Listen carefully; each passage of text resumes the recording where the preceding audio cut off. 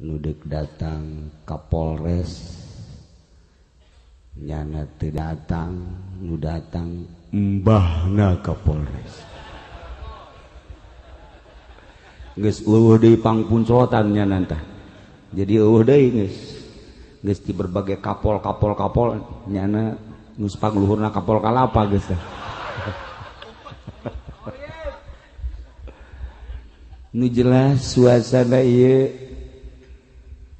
dina berbagai aliran, berbagai partai, organisasi, mungkin hadir lain baik di kalangan umat Islam, sering di pengajian urang di dieu Kristen ngaji, Buddha ngaji, Hindu ngaji, wallahu alam. Tapi sekian bulan kemudian datang asup Islam karena mendengarkan pengajian. Itulah salah satu pengalaman-pengalaman anu datang ka Simkuring. Maka alhamdulillah kukumpulanna urang di dieu nu puas ti jasa urang adalah dikucuran rahmat ku Gusti Allah Subhanahu wa taala. Acara ti awal tepi ka akhir geus anggeus. Geus beres. Carita ilmu Habib geus jelas. Carita negara Kapolres tadi misleuk. Aturan mah nyana wakil Kapolres carita tentang masalah kriminal salah ngomong aing tah. Atuh ngahaja bae budak. Atuh kunaon hajunya na polisi berlaga ustad atuh disengseuring. Jadi lamun eta polisi kadang berlaga ustad, kadang berlaga kiai, kadang berlaga orai. Atuh tah mah kos kitu mah nu kitu mah bunglon. Polisi tetap polisi. Cara paru kita dibicara tegas. Eta bicara polisi ngaranna. Nah, ieu ente salah ya. Engke deui ente bicara polisi bae geus. Saudara-saudara, saya polisi. Nih buktinya private saya bawa. Baru mantap.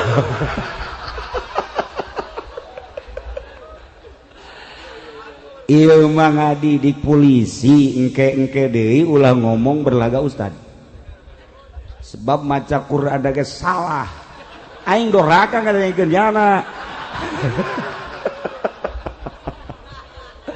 Tapi ieu dulur urang. Dulur kula nu mata kula wani ge wauh jasa ka nyana. Nyana di polisi dia sebagai kiaina. Nu mantak tadi ka SDM nyana, nu mantak nyana teh terbawa ka kiaian di polisi ka urang. Ya masalah. Masalah. Ya. Jadi naluri ke kiaian di polisi na hirup nyana di dieu. Asa jadi kiai bae nyana di dieu. Tuh masalah. Ya salah setik wajar ya polisi. Tuh jauh nu nangkep nyana nu nangkep atuh nyana nangkep nyana bisa. Para jamaah kaum muslimin wal muslimat rahimakumullah, cukup tentang pembicaraan haul nu inti nama ja urang teh ieu teh ngirim doa tadi ge uyu urang zarah babarengan. Geus cukup. Adapun ieu tambahan-tambahanana supaya gairah hirup urang timbul kembali. Gimana tadi orang geus ngadenge Habib, setuju orang, setuju dengan pembicaraan Habib, sahabat ge setuju. Habib manapun kalau bicara seperti tipe eta setuju, kiai mana bae setuju. Tetapi untuk dipahami ku orang Indonesia, untuk dipahami khususnya ku umat Jakarta, ieu nu sulit. Ieu nu sulit.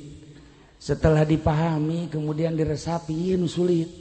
Ngaji mah kabeh ge bisa, tetapi ieu anu meresap nu hese. Nah, supaya meresap kumaha menjiwai. Habib asli henteu kituna, tinggal gitu doang kan? Ya kan? Ieu polisi asli teh ya. Kakiayanana tinggal gitu bae menjiwai henteu. Nah, lamun jelema nyaritakeun la ilaha illallah menjiwai la ilaha illallah tergetar hati sahabat. Lamun jelema menjiwai alfiyah ketika nyaritakeun alfiyah qala Muhammadun tergetar hati sahabat.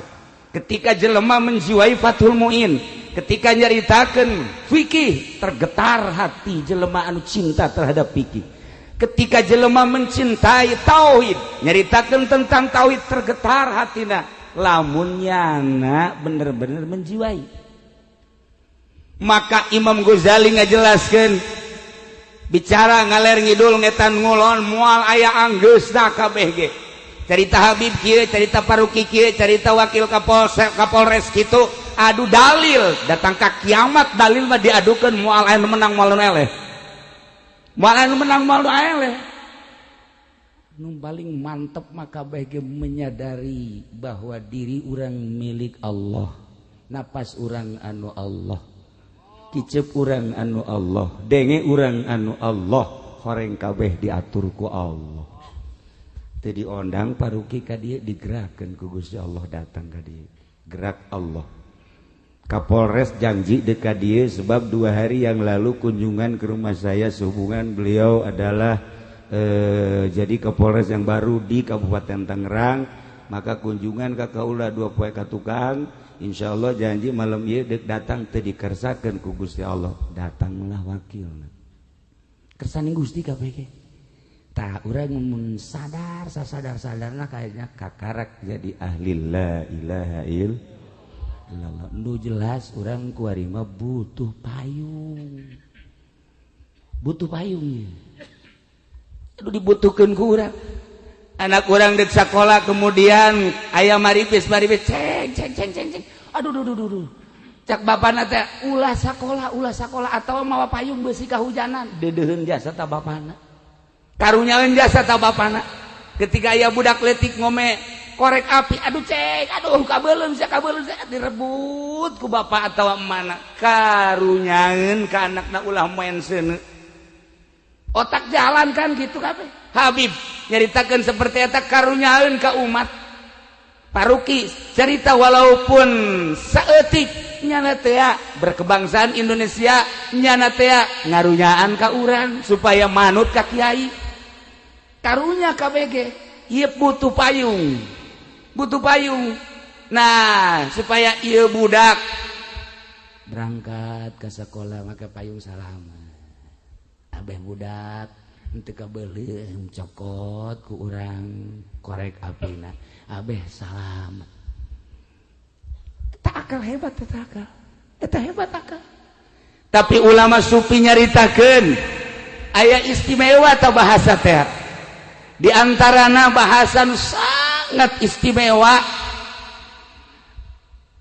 kaulah henteu neuleuh. Kula henteu neuleuh ka akal anu panghina-hinana kecuali akal kula cek ahli supi. Akal kula mah pangjore-jorena. Mau parugi mah hebat. Habib lu hebat deui. Tu tadi hebat, ieu kabeh hebat. Tapi ahli supi mah nyaritakeun kula mah lemah-lemah. Masya Allah. Kos gitu bahasana teh. Lemnaro ashafa min ukulina kulin teneule kaula teneule kanu leuwih kuru leuwih jahat leuwih jore tibatan akal kaula cak ahli sufi di antarana kumaha nusiru zilla minasyamsi kaula ngaheulakeun hahalang payung supaya ulah kahujanan supaya ulah kapanasan. Luar biasa amat akal teh sampaikeun ka deudeuh jasa ka diri embung kahujanan embung kapanasan. Tetapi walam nusir auzilla minan nar. Kunaon atuh henteu milih hahalang tina neraka. Ari seuneu dunia dihalangan diulah-ulah, ari hujan maribis hujan gede awas nih hade sia besi kahujanan. Kunaon aya seuneu neraka arah asup ka polisi. Kunaon asup seuneu neraka asup ka KPK diantep. Kunaon ieu seuneu neraka asup ka kiai garoblok beureud. Ieu tah seuneu neraka arah asup kabeh nu mantek paruki ku ari aya ngaji sebab di ditu geus loba seuneu. Ieu geus sarua ieu polisi ieu tah. Jadi geus aing geus seuneuan bae cenah geus harta larutung awak aing ieu.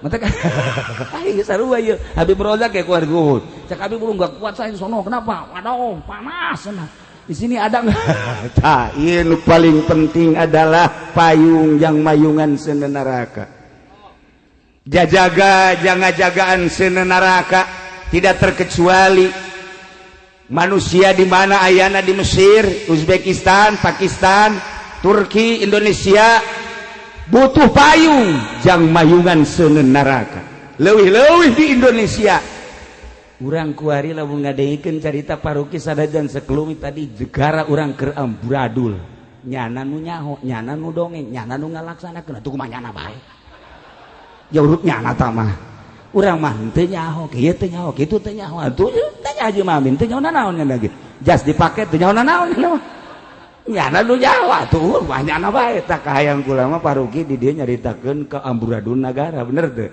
nah negara teh kieu ieu sabenerna mah ka amburadulanna kula nyaho sabenerna mah kan kula na infakna embung masih sering-serikeun gunung tadi aing tah ieu lah nya lam nusir zilla minan nar akal kula cek ahli sufi ieu teh ngan sakadar jang nyaungan embung kahujanan jang ngiuhan embung kahujanan jang ngiuhan embung kapanasan dibangunlah berbagai bangunan supaya ulah kapanasan jang ngiuhan ulah kahujanan jang ngiuhan tetapi kunaon teu pernah neangan iiuh jang seuneu neraka nu sakitu dahsyatna di dunia mah kabeulem paeh selesai di akhirat mah paruki misalnya di akhirat ka neraka teu paeh-paeh Kapolres ka neraka nya nama teu paeh-paeh terus bae kiai ge di neraka teu modar-modar sarua bae wah cenah hadena aing mah polisi lain kiai lain lah atuh sia deui leuwih jeleuh teh lah diiring ku kami lah ieu mah maksudna ieu urang teangan iiuh jang ngiuhan seuneu neraka ieu urang neangan jajaga jang ngajagaan seuneu neraka dunia ku urang keur diopenan kabeh kuari teh ngopenan dunia kurang kumaha aya partai sabaraha di Indonesia jang ngopenan negara dipilihlah kepala negara presiden jang ngurusan negara kemudian kondusif nang urang henteu kondusif nang urang urang mah sakadar upaya horeng Allah anu ngagerakeun ieu lah nu paling penting kesadaran ke arah eta abeh urang tetap ngurusan negara tetapi tetap urang leuwih mengarah ke akhirat kitulah para jamaah kaum muslimin wal muslimat rahimakumullah malam ieu alhamdulillah urang kukumpulan di dieu berbagai lapisan masyarakat kabehan urang hayang salah mudah-mudahan polisi disalametkeun tentara disalametkeun pemerintah disalametkeun kabeh urang rakyat disalametkeun tetapi ingat bulan Ramadan kamari aya seorang jenderal TNI anu nyana bertadarru ka Allah jenderal tersebut sebelum Ramadan dari jauh-jauh hari mungkin tahunan tapa baik setelahnya natapa di bulan Ramadan kamari kaget aya suara terngiang-ngiang ternyata suara tersebut suara Bung Karno anu berbunyi wahai rebut kembali Indonesia kita suara eta diabaikan setelah diabaikan nyana merenung kok aya suara ieu setelah suara eta teu aya nyana kembali tenang tiba-tiba aya muncul deui suara tersebut Indonesia rebut kembali nyana kaget makin murigak bulu ih ieu mah suara Bung Karno sampai 3 kali setelah 3 kali nyana ngobrol dengan jenderal yang lain teu perlu kula nyebutkeun ngaran setelah ngobrol dengan jenderal yang lain jenderal eta ge sarua mendengar suara itu setelah eta nyana babarengan ziarah ke makam Bung Karno tanpa ada pengawalan jenderal tersebut masih aktif bukan Luhut besi mah waluhut meureun ieu batur mamin teh mah. Nah masih berangkat ternyata di makom Bung Karno suara eta muncul kembali, rebut kembali Indonesia. Nu unikna benda Bung Karno keluar, dibawalah, maka nyana muringkak bulu terus sampai Jakarta. Setelah eta datanglah ka kaula mohon doanya Pak Kiai, apa yang akan terjadi di depan ini? Kukula dibejakeun ieu gaib mesti hati-hati kahari, sebab kulanya rencana pemerintah. Sebagian kanyaho kula menang ti paruki, sebagian deui menang ti lain. Sering ngobrol ke amburadul negara kula geus nyaho insyaallah, dan rencana-rencana dari seseorang ini dan itu sudah tahu insyaallah. Tetapi aya gaib ge dan unikna selesaikan 1 sampai 2 tahun muringkak bulu. Nah ieu mah kieu nu encan kawin geura kawin. Aduh can nyandung geura nyandung. Ieu atuh teu perang negara ge, perang-perang di rumah tangga nyana. Lain masalah leutik. Ya.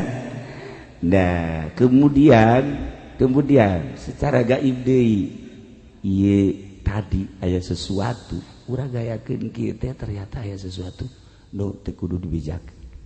Geus maruncul gaib-gaib seperti eta, urang kudu hati-hati. Maka carilah payung untuk keselamatan api neraka. Bisa terjadi sesuatu urang geus mantep akidah urang ka Gusti Allah. Selantaran perang teu perang, revolusi atau tidak, ieu adalah kumaha Gusti Allah. Tetapi ketika urang maot, supaya urang maot husnul khotimah. Mun kukula dicaritakeun disingkapkeun saeutik bae negara bakal muringkak bulu. Muringkak bulu dan lain punduk penuh handap. Si sok aja sareuri heran aing mah. Aing keur serius-serius kieu. Sebab salah satu ilmu ti paruki kamari waktu bulan puasa istimewa ka kula mere ilmu kiai, lamun urang hirup sehat eta hebat. Tanda sehat ketika urang hudang isuk, urang hudang nu dihandap hudang. Woi, ieu KPK mantepnya sih KPK ieu. Atuh aing mah teu kudu hese-hese dengan ilmu lah bari leumpang bae ti nyana.